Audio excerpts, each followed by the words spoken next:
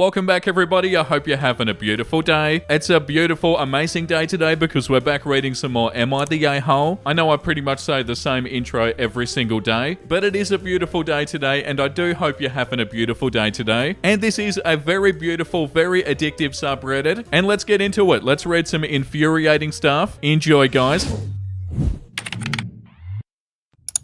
The first one we're going to read today is called Am I the A-hole for wearing my wedding dress to somebody else's wedding? Please read the whole story before jumping to conclusions. I, 20 female, married my husband 2 years ago. We aren't rich and we don't care that much about weddings, so I wore my prom dress to my wedding. It's not a super fancy dress or anything, it's basically a long sequin dress in deep blue with one sleeve. For reference, there is a photo here, and I'll make sure that we put that on the screen. My friend Sierra, 22 female, was attending my wedding. Since the wedding, I wore it on a few occasions because it basically is the only fancy dress that I own. Recently, Sierra was getting married and I was obviously invited. The wedding color scheme was dark blue and she requested fancy attire, so I thought my dark blue dress would be fine. It's not white and it's not even remotely close to a wedding dress. I also didn't feel like wasting any money on another fancy dress that I wouldn't ever wear again, especially since we aren't rich. So I showed up at her wedding in my dark blue sequin dress. It wasn't standing out or anything. Most of the guests were wearing even more fancy dresses. However, when Sierra saw me, she lost it. She yelled at me in front of all the guests, in front of her husband and my husband, saying that what I did was horrible and that no one shows up to a wedding dress in a wedding dress. I tried to reason with her, saying that the dress isn't a wedding dress. It's the only fancy piece of clothing that I own. I wore it to multiple occasions before and after my wedding. She didn't listen and kept yelling at me to the point that her bridesmaids and her husband started trying to calm her down. She also said a bunch of unsavory names to me. I was very upset with the drama and I decided to leave with my husband. Then I started getting texts from Sierra, who blamed me for upstaging her on her wedding, for driving a wedge between her and her husband, since he said that she overreacted massively. Oh my god, how the hell is that OP's fault? Since he said that she overreacted massively and upset her friend over a dress, I decided to ignore them because I think she's being unreasonable, but a part of me does think I was an a-hole because I wore the dress to my own wedding. Oh my god, I can't believe they're blaming you, basically for their own actions. Sorry, I need to read that sentence again. Blamed me for driving a wedge between her and her husband, since he said that she overreacted massively and upset her friend over a dress. Well, hey, guess what? Maybe you shouldn't have overreacted massively. How is that OP's fault? And yeah, they literally told OP to wear something fancy, and like they said, they didn't upstage them even a little bit. Oh, this one is so frustrating. Yeah, like this comment says, this is your fancy occasion dress that you wore to prom and multiple other events and just happened to wear to your wedding. It's not a wedding dress and Sierra manufactured a conflict where no one would have been the wiser. You didn't drive a wedge between her and her husband. She did by acting ridiculously. Not the a-hole, and Girlie's husband is right. She needs to get a grip. Yeah, definitely. This isn't your fault, OP.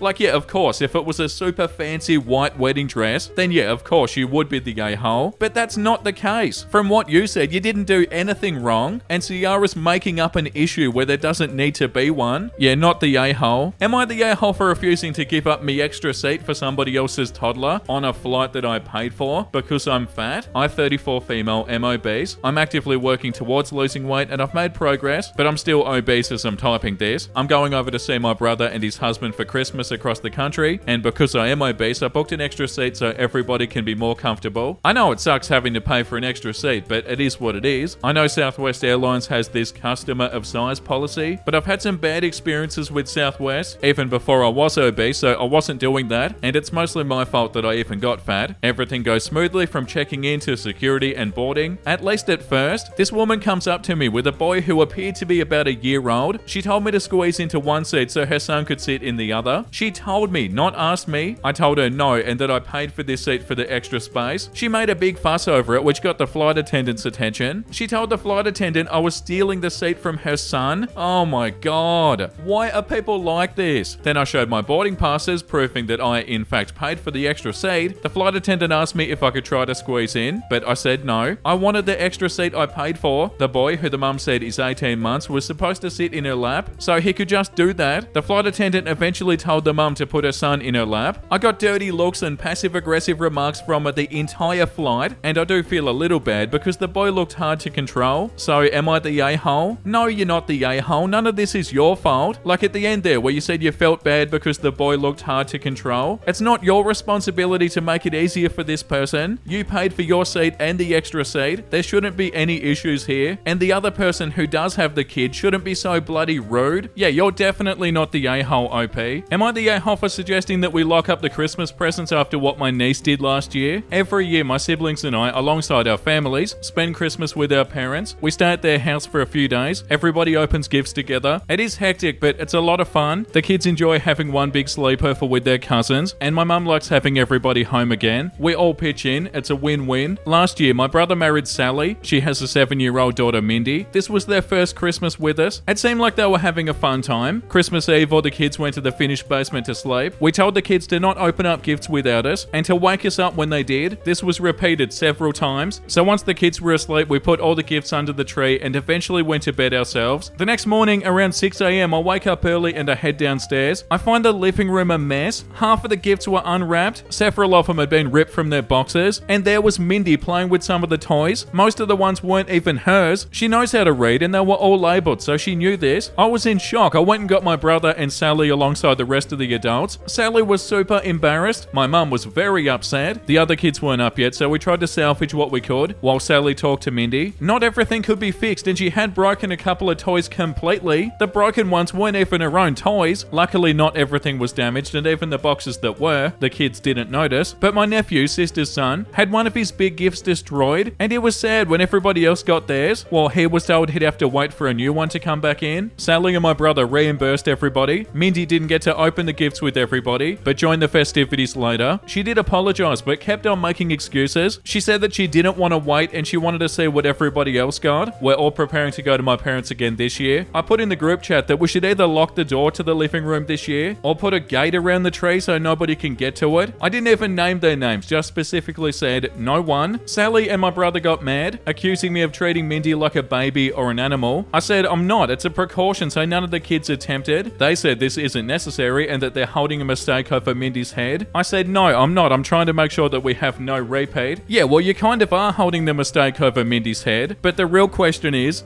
that fair enough? Probably, considering what they did, because I know it'll get asked. Mindy does not have autism or ADHD, and even if she did, my daughter has ADHD, and both my sister's kids are on the spectrum. They knew better. I don't think Mindy was malicious. She was only 6, but I do think that precaution should be made. My parents agree with me, and my brother is mad that I put it in their heads. Am I the a-hole? No, I don't feel like you're the a-hole, OP. Taking the precautions that you're talking about does definitely make sense, and of course, it is about Mindy. I can't really blame you though, considering what Mindy did. The top comment says, I mean, why wouldn't you do this? It kind of isn't just about Mindy, although of course it is about Mindy. She ruined Christmas and broke a lot of other people's toys, but you have a bunch of small children who are notoriously bad with impulse control. Why not lock the door or put a gate around the tree? Any child could be tempted by sleeping parents and gorgeously wrapped presents, all under a lit tree. She's still only 7. Also, if your kid is acting like a baby, they should be treated like one. Come on, Sally, the girl opened half of the Christmas presents, and you and your husband had to shell out to replace them. Wouldn't you rather lock the door to the room than risk having to put out and feel embarrassed all over again? Not the a-hole. Yeah, I feel like that comment is pretty true. If I was a kid that woke up on Christmas morning and I went out and I opened all the presents, ruining some of the presents as well, and the next year a family member said what OP said about having a precaution, I'd be like, oh yeah, that makes sense. That's definitely fair enough. I did nearly ruin Christmas for everybody. Am I the a-hole for calling the police on my ex for abandoning his child at mine while his girlfriend was giving birth? I, 32 female, have been married to my ex Dan, 35 male, for 6 years before we divorced at the end of 2020 due to him cheating with Kate. Kate and Dan have a son who is 3, which was conceived and born during the pandemic while I was under high risk, and their entire affair has cost me some of my physical health, not just my mental. After the divorce, Dan moved out from my house and we haven't spoken since, and last week Dan suddenly dropped his son at my house without even giving me any warning or explanation. He only mumbled that Kate was giving birth to their second child and needs him in the delivery room due to complications. He left before I could even protest, and I've tried texting and calling multiple times and I haven't received a single reply. I don't know why he thought it's a good idea, as I had plans, and they definitely don't involve somebody else's child. I ended up calling the police and I've told them what happened and explained that it isn't my child and I haven't agreed to look after him, and his dad is not responding. They took the child and I didn't hear anything until the very early hours of the same day when my ex called me calling me an a-hole as the cops found him in the hospital and basically forced him out of the delivery room so he can look after his child. So we missed the birth of his second, and Kate had some complications, so she is in intensive care. He also started shouting and saying that his and Kate's parents are living on the opposite ends of the country and have medical conditions which mean they can't look after his son. I told him that he should have used his brain cells and thought about it in advance instead of dumping the product of his affair at my house, knowing that me and him are not civil, but I was called an even bigger a-hole. I have mentioned this to some of my family and friends, and while some people are on my side, others are agreeing with my ex, saying that I should have looked after the kid and I was an a-hole for calling the cops. What? Nah, no way. This entire situation is so weird and also not your responsibility, even a little bit. Like, oh my god, this person cheated on you and then they dropped their child off at your house to look after. The bloody audacity from the ex-husband. Oh, that's so awful and ridiculous too. Like, this is not your issue. And also, how weird as well. Imagine you're with somebody and you're having a child with them, and then imagine you need somebody to look after your kid, and they were like, oh, I know who can look after my child. The ex that they cheated on? Nah. Like, yeah, it was probably their last resort, but still, that does not make it your responsibility. All of this is the result of the actions of the ex-husband, not you. The top comment says, not the a-hole. I mean, I do feel bad for that poor kid being dropped off at a total stranger's house, who then calls the police and the police take him to his dad, and his dad is all stressed out and furious. That must have been a hellishly traumatizing night for him. But you didn't decide to traumatize the boy like that. His dad did. Of course his dad should have had that figured out ahead of time, like what the plan was for looking after a 3-year-old if mum had to go to the hospital. Of course the plan should not have included dump boy on ex without any notice. Yeah, 1,000,000%. And if the ex-husband has any issues with this, they should be like, oh, well, maybe I shouldn't have dropped them off there. It was their actions that caused all of this. Yeah, nah, not the a-hole. Am I the a-hole for refusing to attend my in-laws' Christmas? Unless my sister-in-law removes the stocking that has a different name than the one I chose for my unborn son. To preface, I, female, have been with my husband Todd for 3 years. He has a son 9 from his late wife. Todd is pretty close to his sister Monica. Their mum deceased and Monica has basically taken over. She's nice to me and all, but she seems to be a bit more controlling, especially when it comes to Todd. But that wasn't a real issue until after I got pregnant, after we found the gender of the baby, boy. She insisted on the name Tommy, but I refused because I already had a name in mind, and Todd loves it, but he chose to stay out of the fight, saying that maybe we should just let Monica call him Tommy. Wait a second, let me get this straight. Your husband's sister thinks that they get to name your child? What?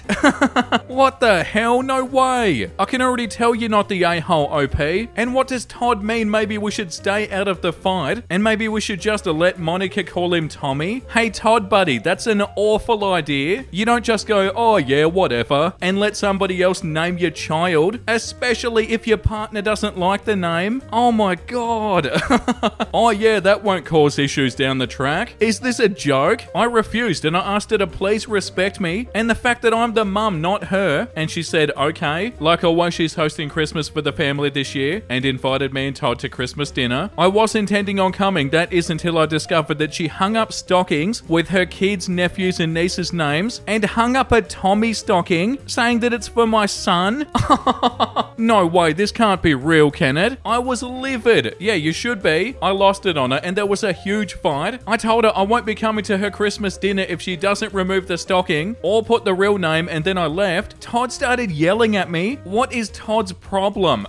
And when we got home saying that I was attempting to ruin an important family tradition, I can't believe this. Has Monica put Todd under a spell? Todd, your sister is the problem, not OP, and said I was attempting to ruin an important family tradition by refusing to come and said that I was overreacting and cannot be telling his sister what she should or shouldn't do in her own home. He tried to convince me to come, but I said no, not until she removes that stocking, and it doesn't look like she's going to because he spoke with her and he's now mad at me for making a huge deal out of it. Her husband Philip, who's usually nice to me, called yesterday saying that he spoke with Todd and that he'd be devastated if I caused the family to miss the event at Monica's house and ruin it not only for the adults but for the kids as well, since my stepson loves spending the holidays with his cousins. Today has been quiet and the only way we communicate is through Philip. I feel ashamed and maybe I did overreact. Am I the a-hole? Okay, so the only thing that makes any sense here is that Monica is a wizard and Monica is controlling the minds of her family. This is unbelievable. And what the hell is Todd doing? doing? Todd is your husband. They're talking about naming your child, and Todd is telling you to get over it and let his sister name your child? This is infuriating. Like, yeah, Monica is the problem here, but OP's husband Todd is not doing the right thing here. Yeah, like this comment says, are you seriously trying to tell me there's a whole family of adults who agree that it's acceptable that the aunt name her unborn nephew without the consent of the actual parents? What the F did I just read? Of course you're not the a-hole. And if I were you, I'd consider gifting my husband binoculars so he can look for his spine. As the child of a mum who didn't leave or work on a family or marital dynamic like this, I can tell you, it doesn't get any better. It gets so much worse. I'd be running in the opposite direction. The entire family has lost their mind. Like, I can't believe they're making OP feel like they're in the wrong here. That's so awful. Imagine being in the position that Monica is, where one of your siblings is having a child, and you have the audacity to think that you have any say in what they name their kid. Like, that's hilarious in itself. Yeah, nah, not the a-hole OP. Am I the a-hole for freaking out at my husband's thoughtful gift? Yesterday was my birthday. My husband was getting on my case lately about buying too many peppermint mocha lattes from Starbucks. He's hyping up this gift that he was going to give me first thing in the morning, so he surprised me with a homemade peppermint mocha latte that he made. The twist is that he made it with essential oils that some random lady at a health food store assured him was okay. I have a panic attack after he tells me that he fed me essential oils. I felt enraged and I hated when I looked on the essential oil bottle and it clearly states it was for use in a humidifier. He didn't even read the bottle before deciding to make me this sweet gesture with it. I've never been interested in essential oils, so he has no reason to think I'd want to ingest this. He says he isn't the a-hole because how could he know a shopkeeper would lie? Am I the a-hole for blowing up and telling him I'm so disappointed? Update, poison control said I'll be fine. And it's probably the panic attack that effed up my stomach. He bought the food safe peppermint so that he can redo the drink safely now. Husband understands that I'm not an essential oil gal and won't be giving me any more ever. Okay, I don't understand. Why would you want to flavor a drink with essential oils? They smell good. They don't taste good. That logic is like eating deodorant, isn't it? And also, say you had a partner and they absolutely love peppermint lattes, and then you were like, oh my god, I have a great idea. I'm going to make them a homemade peppermint latte. Why then would you not look up a recipe or something? You know, like, why would you trust to use a peppermint essential oil? That's so wild. Like, were they just making a random concoction and hoping that it tasted good or something? Yeah, no, that's so confusing, and you're not the a-hole. And yeah, on that note, I feel like that's enough Am I the a-hole for today. That was such a wild episode. I hope you guys enjoyed. But yeah, let's read something a lot more wholesome. When I go to someone's house and they have a cat. Oh, that last picture is so cute. Like,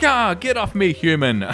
So cute. And this is so relatable. Oh my god, you've got a fluffy little angel. Show me now. When my teenage son asked me for a hug for the first time in 5 years. Oh my god. Okay, it's happening. Everybody stay calm. Oh, that's so beautiful. What a lovely moment that's gonna be. Oh, the wholesome memes are good today. Been thinking about you from AM to PM, so I decided to DM. Stop it, we've been married for 8 years, John. Oh, isn't that beautiful? And no, 100% don't stop it. Just because you get married doesn't mean you should stop doing stuff like this. That's adorable. And on that beautiful note, thank you for watching, everybody. I hope you guys had a wonderful time today, and I hope you enjoyed that episode. And if you did, and you want to see more Am I the A-hole, make sure you like and subscribe. And the comment of the day today goes to Kuri Komiya. Over the past year, Vincey has become my favorite channel. Oh, that means so much to me. Thank you. I really appreciate the support, and I'm so happy you enjoy the episodes. Like, your favorite out of everybody. That is so cool. That's a huge honor. And yeah, guys, thank you for all the support. That was a really fun episode. I'm already excited for the next one. Oh yeah, and also Merry Christmas, everybody. I hope you guys are all having a good time, and I'll see you tomorrow. Make sure you look after yourself and make sure you have a beautiful, amazing rest of your day. And you know what I'm about to say because I say it every single day. Bye!